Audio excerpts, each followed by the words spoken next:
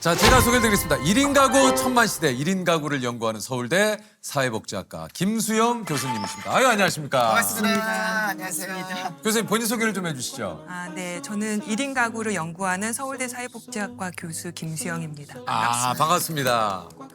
아니, 진짜 요즘 1인 가구가 정말 주변에 많은데 제가 이제 최근에 그 기사를 보니까 거의 지금 40%를 넘어섰다고 그래요. 네. 맞습니까? 네. 2015년에는 한 1인 가구가 500만 정도 했거든요. 예.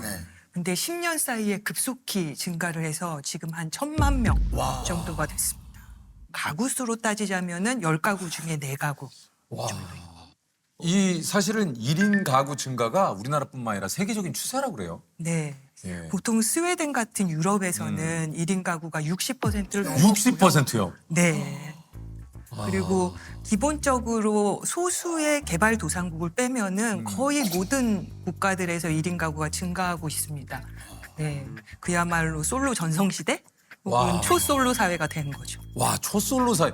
아니 이게 사실은 어릴 때만 하더라도 대가족에서 이제 핵가족 시대다. 네, 맞아요. 이런 얘기를 맞아요. 했거든요. 네네. 예, 아, 근데 그러네요. 이제는 기억나. 1인 가구, 초 1인 가구 시대다. 네. 야, 세상이 정말 빠르게 변하네요. 실제로 1인 가구의 현실은 좀 어떻습니까? 뭐 다양한 게 있을 텐데 그렇겠죠. 기본적으로 보통 청년이나 노인 세대의 1인 가구가 많을 거라고 생각을 하죠. 네네. 그런데 실질적으로는 20대부터 70대 이상까지 모든 가구에서 고루 나타나고 있습니다. 아, 그래요? 네. 그리고 소득 계층도 보면은 보통 저소득층을 많이 다루는데 실질적으로는 전문직과 그 관련 종사자들이 22%로 가장 높습니다. 그렇군요. 그래서 과거에는 이제 빈곤한 계층이나 아니면 독거노인을 위주로 복지 정책이 이루어졌다면 그렇죠. 예. 지금은 이제 패러다임이 좀 바뀔 때가 아닐까 이런 생각이 있습니다. 아니 그래서 이게 1인 가구가 많이 나타나는 직업군도 좀 있다고 그래요?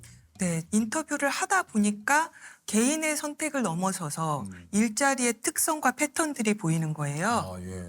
금융업이나 아니면 문화산업, 예술계 혹은 IT 산업 그리고 프리랜서들의 경우에는 1인 가구가 상당히 많이 포진해 있는 그럴 것 같아요. 직종인 네. 거예요. 예, 예. 그래서 예를 들어서 24시간 불규칙하게 일을 해야 한다거나 이런 직종들은 그리고 또 개인의 성과나 개성들이 굉장히 중요시 되는 일자리잖아요. 예전에 여기 심은경 배우님께서 나오셔서 이걸 꽂으면서 핀을 꽂으면서 사람들이 얘기야. 좀 그 스태프분들께서 전날에도 또 작업을 하셨는지 예능 촬영장인데 되게 그 피로가 많이 누적된 듯한 느낌에 그래서 안녕하세요. 그러니까, 안녕하세요. 마이크 좀 쳐도 될까요? 마이크 좀 쳐도 될까요? 네, 됐습니다. 이러고. 이 예리한 통찰이라고 생각을 했었거든요. 그래서 실제로 좀 이렇게 멍하고 지쳐 있는 상황에서 사실 사람을 만나거나 맞아요. 결혼을 생각하기가 굉장히 어려운 거죠. 보통 직주 근접으로 1인 가구들이 살잖아요. 맞아요. 직장 근처에 있는 원룸에서 네, 맞아요, 네, 살아가는 거죠. 그러다 보면은 공간 자체가 일 중심으로 꾸려지게 되고요. 그리고 또 보통 이제 1인 가구들은 집에 가면 잠만 잔다거나 아니면 많이 지치게 되니까 뭐 상담에 대한 유튜브를 보거나 맞아요. 심리학 서적 같은 게 굉장히 요새 유행하고 맞아요, 있잖아요. 맞아요. 네. 그래서 이제 자기가 지치거나 소진됐을 때 그런 거를 읽으면서 자기 자신을 재생산하고 재생합니다. 그래서 1인 가구들을 보통 직장에서는 자기를 생산하고 집에 오면은 자기를 재생산하는 그런 패턴을 반복하게 되는 겁니다. 우리가 좀 오해하는 것들을 좀 짚어보자면은 1인 가구들은 특히 더 가족주의적인 경우가 많거든요. 보통 이제 1인 가구면은 비가족적이고 개인주의자이고 이런 이야기를 많이 듣는데 실제로 가족적이에요. 그래요. 근데 왜냐하면은 보통 이제 결혼을 하게 되면은 새로운 핵가족이 생기는데 1인 가구는 핵가족이 없고 대신에 부모님이나 아니면은 형제 자매인 원가족을 중심으로 움직이게 되니까 원가족에 대한 애착이 많거든요. 그래요.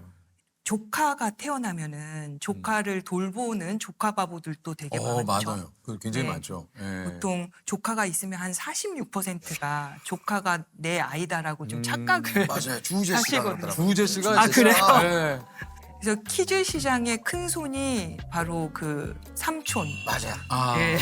삼촌들은 이모, 가격표 고모. 크게 안 봐요. 네. 네, 원하는 거 다 골라라. 그리고 또 일본하고 한국에서 독특하게 나타나는 현상이기도 한데요. 보통 이제 결혼한 형제 자매를 대신해서 부모님을 부양하는 비혼자들도 굉장히 많은 거죠. 아니 이게 저 교수님께서 소득이 높은 1인 가구를 사회적 고립의 사각지대라고 이 표현을 하셨는데 이건 왜 이렇게 표현을 하신 겁니까? 안타깝게도 보통 고소득 1인 가구들 중에는 친구가 없는 사람들이 좀 많아요. 아 그래요? 네. 왜냐면은 보통 와인을 마신다거나. 왠지 모르게 그런 모임도 또 어떻게 보면 시간적으로 여유가 네. 있고 그러니까 이제 경제적으로도 어느 정도 여유가 있으시면 그런 좀 자리도 좀 잦을 것 같고 네. 그럴 것 같은데 그런 자리들이 잦을 수 있지만 그런 사람들의 빈도가 굉장히 적은 거죠. 왜냐면은 뭐 와인들 마시거나 아니면 국제 정세를 논해야 한다거나 아니면 골프를 친다거나 취향과 교양이 비슷한 사람들을 가려서 만나고 싶은 마음들이 있는 거예요. 보통 이거를 구별짓기 문화라고 하는데 이렇게 구별을 짓다 보면은 어떻게 의도치 않게 고립이 되는 경우들이 생기는 거예요. 그래서 보통 고소득 1인 가구들은 고립 우울 집단의 대거 포진해 있습니다. 고립 우울 집단이에요. 네. 아니 이게 저 실제 1인 가구의 고립에 대해서 지금 그 교수님이 좀 얘기를 해주셨는데 1인 가구의 고립이 실제로 굉장히 좀 위험하다 네. 느끼신 적이 좀 있다고요. 사실은 2023년에 제가 외국으로 안식년을 갔다가 돌아왔거든요. 네네네. 근데 거기에서 한국의 기사들을 좀 본 게 있는데 대치동 학원 강사가 고독사를 당한 사건들이 보도가 됐었어요. 근데 제가 그때도 1인 가구에 대한 연구를 꾸준히 하고 있었을 때이기 때문에 고학력층들도 여러 가지 고립을 당할 수 있다 이러한 연구를 했었고 그래서 그 현상을 보면서 제 생각이 맞았다 그렇게 확인을 했었거든요. 근데 2024년에 한국에 돌아왔을 때 좀 알게 됐습니다. 사실은 그 당사자가 제 사촌 동생이었던 그 기사에 나셨던 예. 분. 아이고. 그 기사의 주인공이 제 사촌 동생이었는데 뭐 제가 외국에 있을 때도 연락을 했는데 연락이 안 닿았거든요. 그런데 이제 알고 보니까 이제 급성 심근경색으로 네. 보통 프리랜서로 일했기 때문에 고정된 직장이나 동료도 없었고 그리고 가족들도 타지에 있었기 때문에 발견이 너무 많이 늦었어요. 1인 가구가 늘어남과 동시에 어떻게 이 혼자의 삶 이런 것도 또 준비를 하느냐 이런 것도 또 굉장히 좀 중요하다.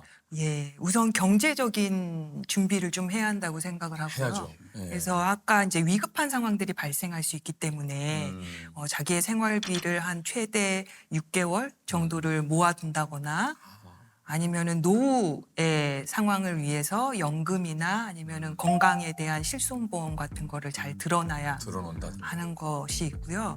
두 번째로는 세컨 패밀리를 준비하는 거예요. 세컨 패밀리. 네. 혈연 가족은 아니지만 서로 신뢰할 수 있는 사람들끼리 모여가지고 돌봄의 안전망이나 비상 연락망 만드는 것들도 필요하고요. 세 번째로는 식습관인데요. 혼자 밥을 먹더라도 좀 건강하게 챙겨 먹는 것들이 필요해요. 그래요.